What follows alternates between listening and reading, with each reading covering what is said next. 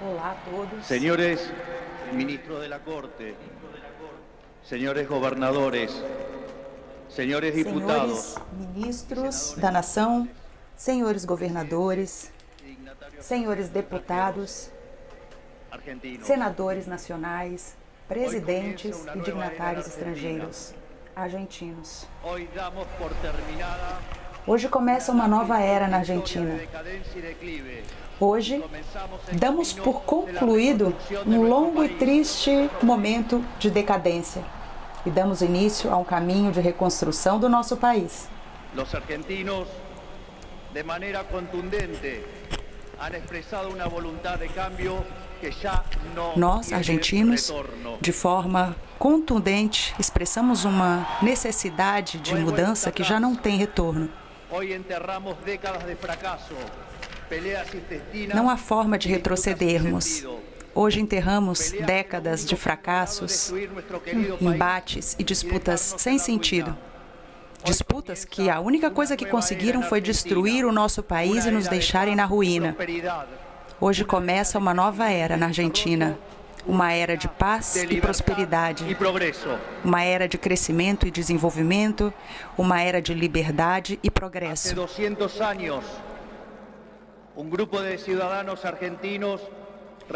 Há 200 anos, um grupo de cidadãos argentinos reunidos em San Miguel de Tucumán disseram ao mundo que as Províncias Unidas do Rio da Prata já não eram mais uma colônia espanhola e que, a partir deste momento histórico, nós seríamos uma nação livre e soberana. Durante décadas, nos enfrentamos em disputas internas sobre qual deveria ser a forma institucional necessária ao nosso país. Em 1853, após muitos anos da independência, sob o auspício de um pequeno grupo de jovens idealistas que hoje conhecemos como a geração de 37, decidimos, como povo, abraçar as ideias da liberdade. Así, se sancionó una constitución liberal con el objetivo de asegurar los beneficios de la libertad. Sancionou-se uma Constituição liberal com o objetivo de garantir os objetivos da liberdade para nós, para a nossa posteridade e para todos os homens do mundo que desejem habitar o solo argentino. O que veio depois da sanção dessa Constituição de teor liberal foi a expansão econômica mais expressiva de toda a nossa história. Passamos de um país de bárbaros em guerra sem quartel à primeira potência mundial. No começo do século XX, nós éramos a luz do Ocidente. Nossas costas recebiam de braços abertos milhões de imigrantes que fugiam de uma Europa devastada, buscando um horizonte de progresso.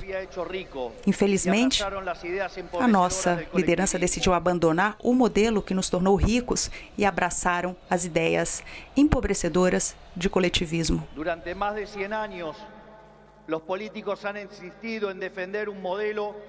Durante mais de 100 anos, os políticos insistiram em defender um modelo que a única coisa que propicia é a pobreza, estancamento e miséria.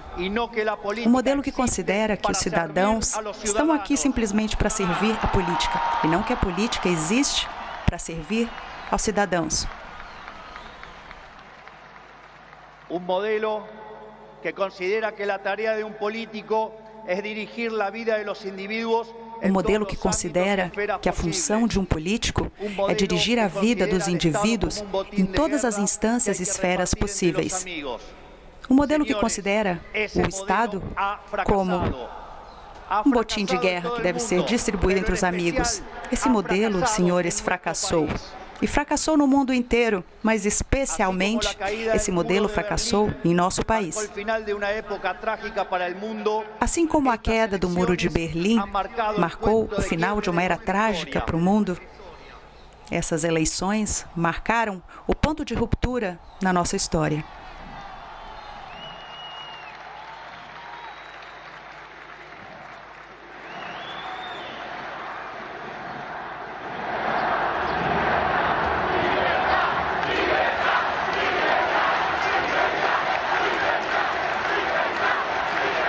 En estos días, mucho se ha hablado de la herencia que vamos a recibir.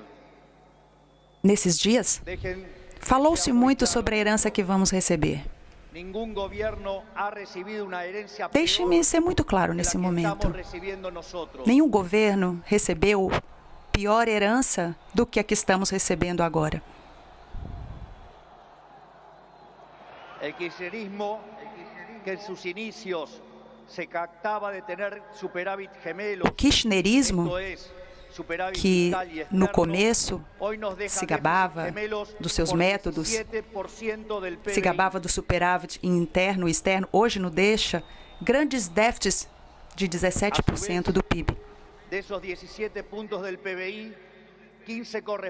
Ao mesmo tempo, desses 17 pontos do PIB, 15 deles correspondem a um déficit consolidado entre o Tesouro e o Banco Central. Portanto, não existe solução viável em que evitemos atacar o déficit fiscal. Ao mesmo tempo, desses 15 pontos de déficit fiscal, 5 deles correspondem ao Tesouro Nacional e 10 ao Banco Central.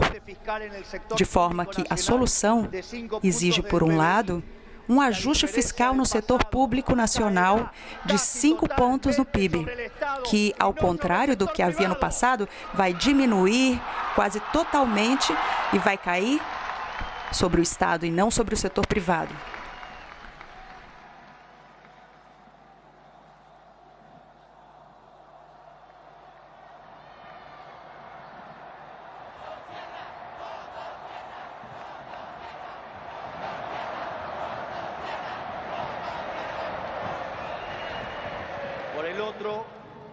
Es necesario limpiar los pasivos remunerados del Banco Central. Por outro lado, é necessário limpar os passivos remunerados do Banco Central, os quais são responsáveis pelos 10 pontos de déficit do mesmo. Desta forma, nós daríamos fim à emissão de dinheiro e, com isso, a única causa da inflação empiricamente certa e válida em termos teóricos.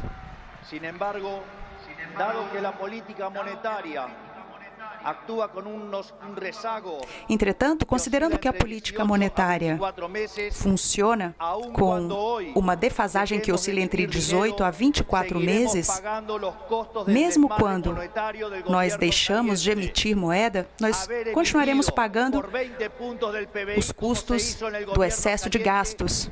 O fato de termos emitidos em 20 pontos do PIB, como foi feito no governo anterior, não é algo sem custo. Nós teremos que pagar isso em inflação. Por sua vez, o regime cambial, outra herança desse governo,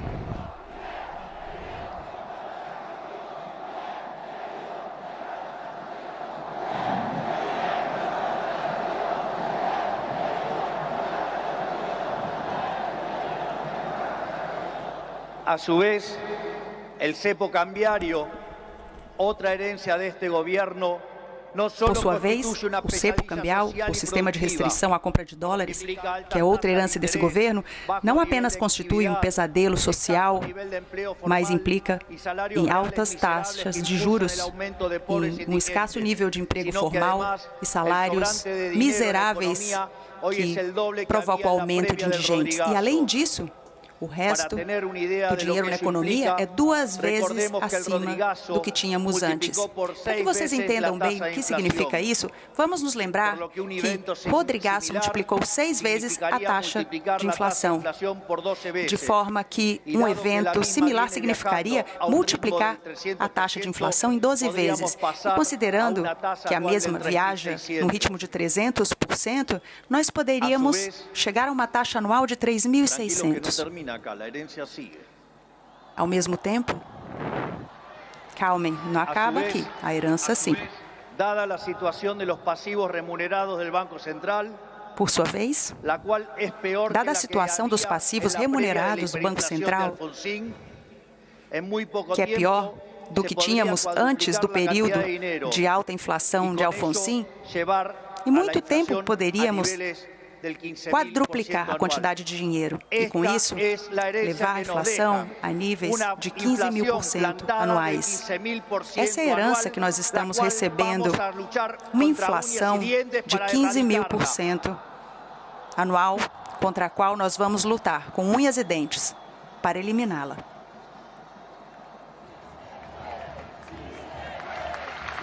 Es más, este número que parece disparate, quiero que sepan que implica uma Além inflação disso, de 52% esse número, que mensual, parece um disparate, mientras que hoy mismo eu quero que vejam que implica uma inflação de 52% mensais, enquanto hoje mesmo está num ritmo, de acordo com estimativas privadas, que oscila entre 20% e 40% mensais para os meses entre dezembro e fevereiro.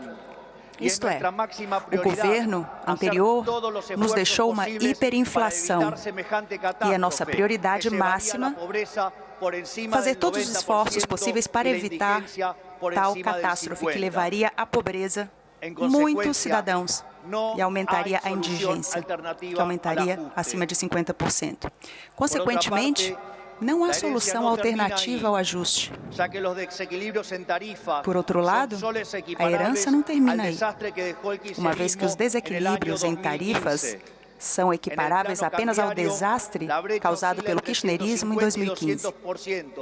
No plano cambial, a brecha oscila entre 150% e 200%, níveis equiparáveis aos que tínhamos na época do Rodrigaço. À sua vez, as dívidas com importadores é maior do que 30 bilhões de dólares. E os lucros das empresas estrangeiras retidos são maiores que 10 bilhões de dólares. A dívida do Banco Central e o IPF são de 25 bilhões de dólares. E a dívida do Tesouro pendente é de 35 bilhões de dólares adicionais. Isso significa que a bomba, em termos de dívida, é de 100 bilhões de dólares. A isso deveremos somar 400 bilhões de dólares de dívidas existentes. Naturalmente, devemos somar a esses problemas os vencimentos de dívida deste ano. Esses vencimentos de dívida em peso são equivalentes a 90 bilhões de dólares e 25 bilhões de dólares em moeda estrangeira com organismos multilaterais de crédito. Entretanto, com mercados financeiros fechados e o acordo com o FMI sem fechamento pelo governo anterior, o turnover da dívida é muito desafiador, mesmo dentro deste momento. Como se isso fosse pouco, isso acontece numa economia que não cresce desde 2011. E, de acordo com o anterior, o emprego formal no setor privado continua estancado em 6 milhões de postos de trabalho, chegando à loucura que, mesmo superado 33% pelo emprego informal. Por isso, não deveria nos surpreender que os salários reais tenham caído. Em torno de 300 dólares mensais, os quais não apenas são 6 vezes menores dos convertidos, mas, ao se manter a tendência daqueles anos, ou, como eles falavam, o maldito neoliberalismo, hoje oscilariam entre 3.000 e 3.500 dólares ao mês. Acabaram com a nossa vida. Nos fizeram cair 10 vezes. Os salários diminuíram 10 vezes. Por isso, não deveria nos surpreender que o populismo nos deixe com 45% de pobres e 10% de indigentes. Após apresentar essa situação para vocês, que claramente fica evidente, não há alternativa possível ao ajuste. Também não cabe a discussão que, em primeiro lugar, porque, do primeiro ponto de vista, o empírico, todos os programas gradualistas acabaram mal, enquanto todos os programas de choque, salvo o de 1959, foram bem-sucedidos. Em segundo lugar, porque, do ponto de vista teórico, Se um país carece de reputação, como infelizmente é o caso da Argentina, os empresários não vão investir até verem o ajuste fiscal eliminando a recessão. Em terceiro lugar, e não menos importante, para fazer o gradualismo é importante que exista financiamento. E, infelizmente, eu preciso dizer isso novamente. Não há dinheiro.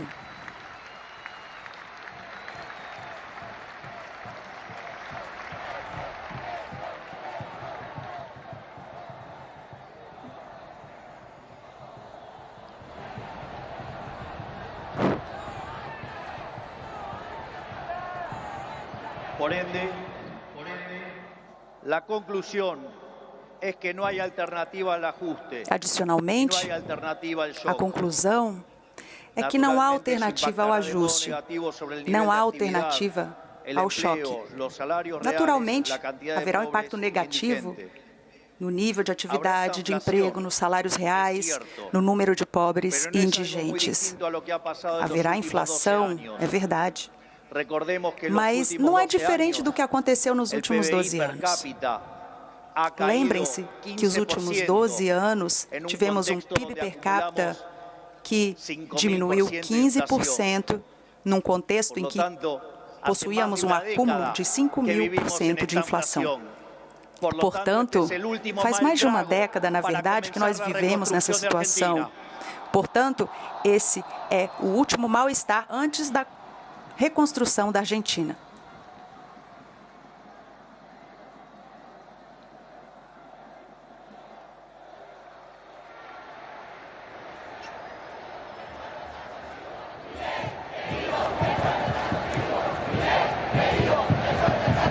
A su vez, luego del reacomodamiento macro que vamos a impulsar, por sua vez, após a reorganização macro que será iniciada, que será menos dolorosa quanto maior foi a diminuição do risco país e quanto maior for a nossa contenção a partir do Ministério do Capital Humano, então a situação começará a melhorar. Isto é, haverá luz no fim do túnel. No caso alternativo, a proposta sensiblera progressista, no caso alternativo, a proposta progressiva, cuja única fonte de financiamento era a emissão de moeda, levaria a uma hiperinflação, deixando o país na maior crise de sua história. Soma-se a isso uma espiral que nos equiparará à Venezuela de Chávez e Maduro. Por lo tanto, luego de semejante quadro de situação, não podem quedar dúvidas. Portanto, que a única oposição após tal quadro situacional, não deve restar dúvida de que a única oposição possível é o ajuste, um ajuste organizado e que recaia com toda a sua força sobre o Estado e não sobre o setor privado. Sabemos que será duro. Por isso, nós sabemos que será muito difícil. Por isso, eu gostaria de trazer uma frase muito importante, notável, de um dos melhores presidentes da história argentina, que foi Julio Argentino Roca. Nada é grande, estável e duradouro conquistado no mundo quando se trata da liberdade dos homens e da expansão dos povos, se não for à custa de seus esforços e dolorosos sacrifícios. Mas os nossos desafios não terminam apenas no plano econômico. O nível de deterioramento do nosso país é tamanho que abrange todas as esferas da vida em comunidade. Em matéria de segurança, por exemplo, a Argentina tornou-se um banho de sangue. Os delinquentes caminham livremente enquanto os argentinos de bem têm que se fechar atrás de suas grades. O narcotráfico apoderou-se lentamente das nossas ruas, a tal ponto que uma das cidades mais importantes do nosso país foi totalmente sequestrada pelos traficantes e pela violência. A nossa força de segurança foi humilhada durante décadas. foram abandonados por uma classe política que lhe deu as costas àqueles que cuidam das pessoas. O descalabro é tal que só 3% dos delitos são condenados. Acabaram com essa situação. Só que essa situação acabou por aqui.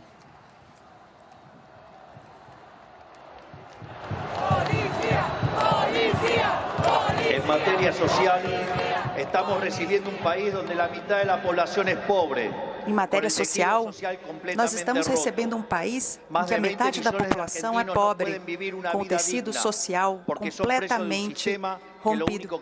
Mais de milhões de argentinos não podem viver uma vida digna, porque são reféns de um sistema que gera apenas mais e mais pobreza. Como afirma Jesus Huerta de Soto, os planos contra a pobreza produzem mais pobreza. A única forma de nós sairmos da pobreza é com mais liberdade. Al mismo tiempo, 6 millones de chicos hoy a la noche se irán a dormir con hambre, que caminan descalzos por la calle, hoje à y otros noite, que cayeron en la droga. muitas crianças vão dormir com fome, crianças que andam descalças pela rua e outros que estão nas drogas. A mesma coisa acontece em termos educacionais. Só para vocês entenderem o deterioramento em que vivemos, só 16% das nossas crianças se formam na escola. Só 16%. Só 16 em cada 100 crianças terminam a escola. 84% das nossas crianças não concluem a escola no tempo regular. 70% das crianças que sim concluem a escola não são capazes de resolver um problema de matemática básica ou compreender um texto. De fato, nos últimos exames PISA, a Argentina ficou em 64, na posição 64, e a Argentina foi o primeiro país em acabar com o analfabetismo no mundo. Se Sarmiento se levantasse e visse onde foi parar a educação. Em matéria de saúde, o sistema se encontra completamente colapsado. Em matéria de saúde, o sistema se encontra completamente colapsado. Os hospitais estão destruídos. Os médicos ganham uma miséria. E os argentinos não têm acesso à saúde básica. Tanto é assim que, durante a pandemia, se nós tivéssemos feito tudo como outros países do mundo fizeram, tínhamos tido 30 mil mortos. Mas graças ao programa O Estado Te Cuida e a sua ineficiência, 130 mil argentinos perderam a vida. Ese es el estado presente del que los políticos tanto hablan. Argumento que utilizam para justificar esse é o estado presente do qual os políticos falam tanto. Argumento que eles utilizam para justificar o aumento descomunal dos gastos públicos, que só beneficia a eles próprios. Em todas as instâncias, vejam só, olhando para onde for, a situação da Argentina é emergencial. Se observarmos a infraestrutura do nosso país, a situação é igual. Só 16% das nossas estradas estão asfaltadas e apenas 11% delas estão em bom estado. Por isso, não é coincidência a morte de 15 mil argentinos por ano em acidentes de trânsito. O que eu gostaria de ressaltar com tudo isso é que a situação argentina é crítica e emergencial. Não temos alternativas e também não temos tempo. Não temos margens para discussões estéreis. O nosso país exige ação e uma ação imediata. A classe política deixa um país à beira da crise, uma crise profunda, a maior de nossa história. Cada um deles terá que ser responsável pelo seu papel. Eu não vou sinalizá-lo. Nós não procuramos as decisões difíceis que deverão ser difíceis e tomadas nas próximas semanas, mas infelizmente não nos deram opções. Entretanto, o nosso compromisso com os argentinos é inadiável. Nós vamos tomar todas as decisões necessárias para resolvermos o problema do excesso de gastos da classe política, mesmo com princípios difíceis. Sabemos que de corto plazo a situação empeorará, Nós sabemos que no curto prazo a situação vai ser um pouco mais difícil, mas depois nós veremos os frutos do nosso esforço, tendo criado as bases para um crescimento sólido e sustentável ao longo do tempo. Nós também sabemos que nem tudo está perdido. Os desafios que temos são enormes, mas também a nossa capacidade para superá-los. Não vai ser fácil. 100 anos de fracasso não são desfeitos num único dia. Mas um dia começa. E hoje, esse dia chegou.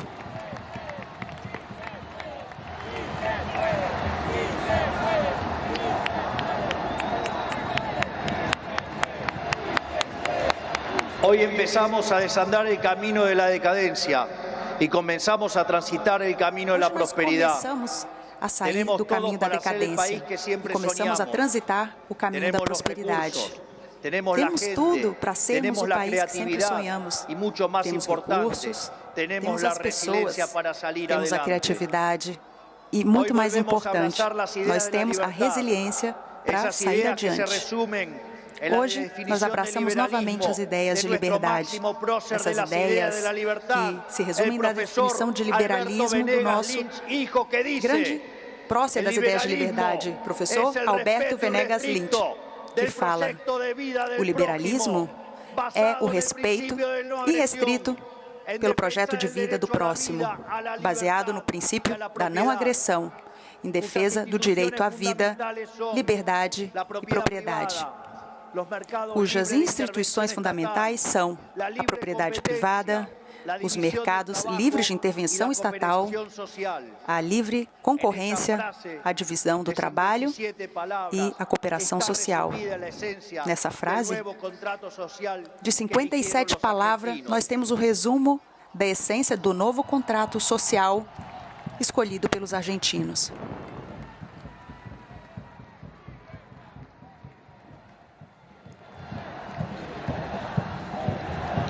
Este nuevo contrato social nos propone um país distinto, país em que o Estado. Esse novo contrato social sugere um país diferente, um país no qual o Estado não conduz as nossas vidas, mas apenas vele pelos nossos direitos. Um país em que quem faz, paga. Um país em que quem corta a calle um país no qual aquele que viola os direitos de outros cidadãos não recebe apoio da sociedade, uma vez que os termos que temos agora são de rígida segurança. Um país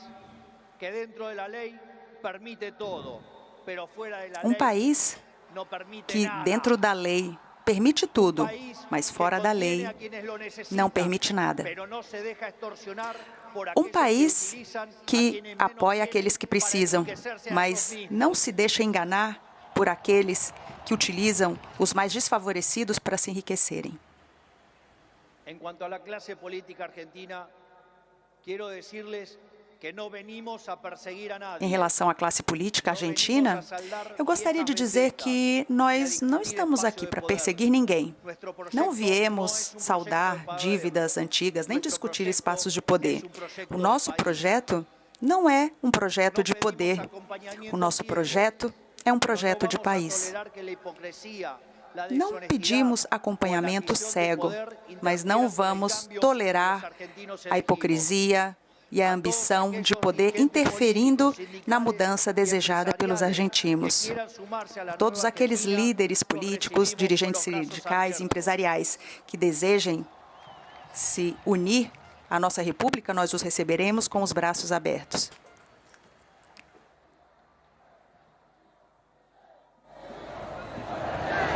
Assim, não importa de onde venga, não importam que hayan hecho antes. Independentemente de onde vierem Não importa o que tenham feito antes. O único que importa é para onde querem ir. Aqueles que quiserem utilizar a violência ou a extorsão para obstaculizar a mudança, a estes dizemos que vocês encontrarão um presidente de grandes convicções que utilizará todo o aparato estatal para conseguir as mudanças necessárias em nosso país. Não vamos fraquejar nem retroceder, não vamos nos render. Vamos avançar com as mudanças necessárias no país, porque estamos certos de que abraçar as ideias da liberdade é a única forma em que poderemos sair do poço em que nos colocaram.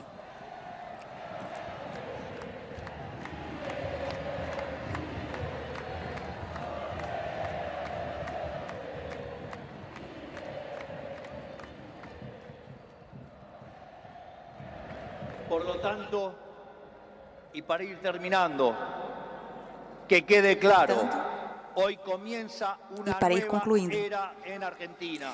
Que fique claro que hoje começa uma nova era na Argentina. El desafío que tenemos por delante es titánico, pero la verdadera fortaleza de un pueblo. O desafio que temos pela frente é titânico.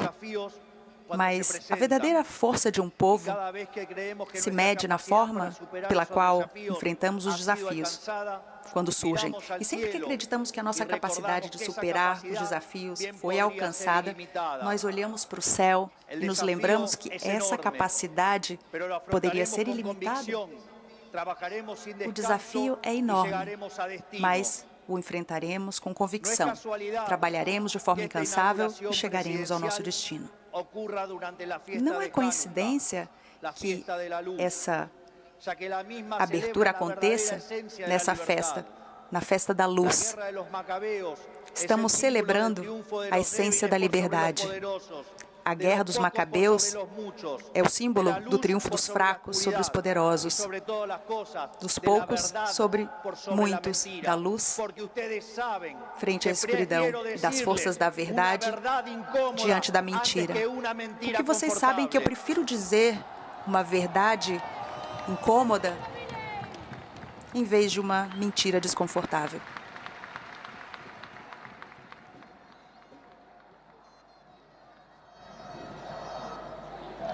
Estoy convencido de que vamos a salir adelante. Eu estou certo de que vamos sair adiante. Vamos seguir em frente. E eu me lembro que há 2 anos, junto à doutora Villarruel, hoje vice-presidente do país, chegamos a essa casa como deputados. Eu me lembro que numa entrevista haviam me dito, mas se vocês são apenas 2 em 257, não vão poder fazer nada. E eu também me lembro que nesse mesmo dia, a resposta foi uma citação do livro de Macabeus 3:19, que fala que a vitória na batalha não depende do número de soldados, mas das forças que vêm do céu. Por lo tanto, Dios bendiga a los argentinos y que las fuerzas del cielo nos acompañen en este desafío. Que Deus abençoe os argentinos e que a força que vem dos céus nos acompanhe neste desafio. Muito obrigado. Será difícil, mas nós vamos conseguir. Viva a liberdade! Viva a liberdade! Viva a liberdade! Por el artículo 75 de la ley 26.522, agora que vamos sair. Hasta aquí han de acordo com o artigo 75 da lei 25.522, até aqui tivemos ao vivo o discurso de Javier Milei, ele que começa e termina o discurso falando de uma nova era, falou sobre educação, falou sobre segurança, falou sobre saúde, mas o grande destaque foi economia, com críticas ao que ele chamou de herança de governos anteriores e escolheu como alvo nesse discurso o kirchnerismo. Enumerou uma série de críticas à atual situação econômica do país.